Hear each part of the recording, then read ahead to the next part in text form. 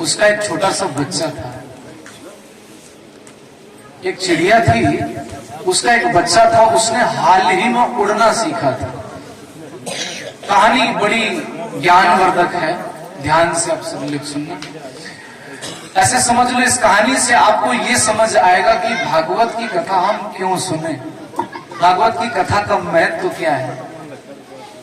एक चिड़िया थी, उसका एक बच्चा था, उसने हाल ही में उड़ना सीखा था। आगे आगे चिड़िया उड़ रही थी, पीछे पीछे उसका बच्चा उड़ रहा था। अब चिड़िया आगे है और बच्चा पीछे है।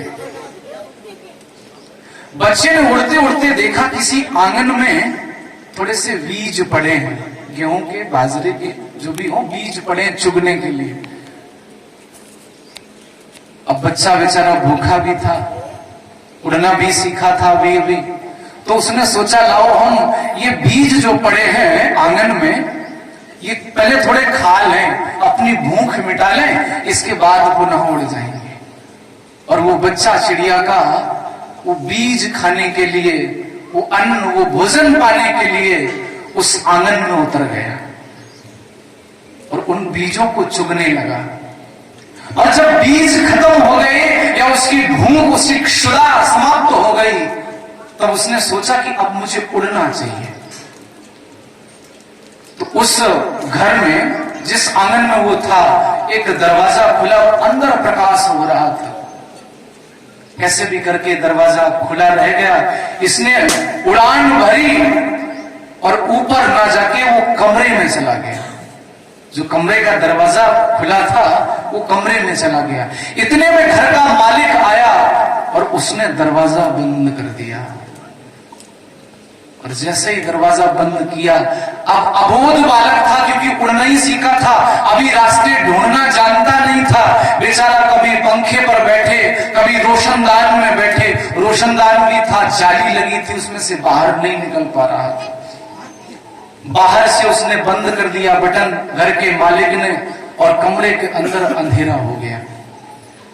अब अंधेरे कमरे में वो बच्चा है और रोशनदान से हल्की रोशनी पड़ रही है। अपनी भाषा में बोलता है, उसकी सुनने वाला कोई नहीं। बहुत देर हो गई, जब उड़ते उड़ते उसको बाहर जाने का कोई रास्ता नहीं मिला, तो थक कर के बेचारा बैठ गया। जब बैठा तो बाहर से जो रोशनदान पीछे वाली दीवार पे लगा था, उस पे बैठा था और बोल रहा था अपनी आवाज में। इतने में उस चिड़िया ने देखा पीछे मुड़ के कि मेरा बच्चा गायब है। वो तुरंत उसी पर से उड़ती हुई वापस आई और अपने बच्चे की तलाश में लग गई।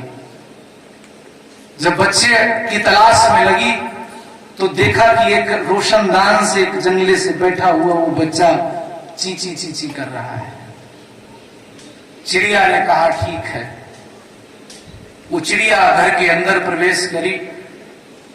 कभी कभी ऐसा होता है, जब हम घर बनवाते हैं तो वो चाली होती, क्या बोलते हैं उसको, दीवार ऊंची जब उठाते हैं तो वो नशेनी से लगाते हैं, तो उसमें वो छोटे छोटे छोड़ देते हैं हॉल से, वहां ईंट नहीं लगाती, छेद कह लो। चिड़िया को पता था कि बस पूरे कमरे में जाने का यही एक रास्ता है। चिड़िया उस जंगले से, उस हॉल से, उस छेद से होती हुई अंदर गई और जाकर के पंखे पर बैठ गई। रोशनी पड़ ही रही थी तो बच्चे ने देखा मेरी मां आ गई, तो बच्चा भी रोशनदान से उड़कर के पंखे पर बैठा। और ज्यों ही बच्चा पंखे पर बैठा, त्यों ही चिड़िया ने उड़ान भरी और सीधे उस मोखले से होती हुई, उस छिद्र से होती हुई चिड़िया बाहर हो गई और पीछे पीछे वो बच्चा भी बाहर निकल गया। ये तो थी कथा, वो मैंने क्यों सुनाई। अब असली बात जो हम सबको समझनी है वो अब सुनो ध्यान से। जैसे वो चिड़िया का बच्चा अपनी मां के साथ में या पिता के साथ में उड़ रहा था, ऐसे ही हम और आप सब सत्य लोक में, वैकुंठ लोक में उस परम पिता परमात्मा के साथ में विचरण कर रहे थे। जैसे वो चिड़िया का बच्चा अपनी मां के साथ में उड़ रहा था, वैसे हम और आप उस सत्य स्वरूप परमात्मा के साथ में सत्य लोक में विचरण कर रहे थे। और हमने कुछ ऐसा लोभ आया मन में, कुछ ऐसा लालच आया मन में जैसे उस बच्चे के आया, और वो उस आंगन में कुछ चुगने के लिए उतर गया। ऐसे ही हम सबके मन में ऐसा कुछ लोभ आया कि हमको इस संसार रूपी आंगन में उतरना पड़ा। यहां हम दाने खाने आ गए, और बंद कमरा क्या है? ये संसार ही बंद कमरा है, अंधेरा, अज्ञान रूपी अंधकार है यहां। वैसे तो हमको दिख रहा है कि प्रकाश है, लेकिन अज्ञान का अंधकार है। अब हम प्रयास तो बहुत करते हैं, मंदिरों में भी जाते हैं और वृंदावन भी जाते हैं, अयोध्या भी जाते हैं, जितने भी तीर्थ हैं सब में घूमने जाते हैं। ये भी बंद कमरे से निकलने का एक छोटा सा प्रयास है,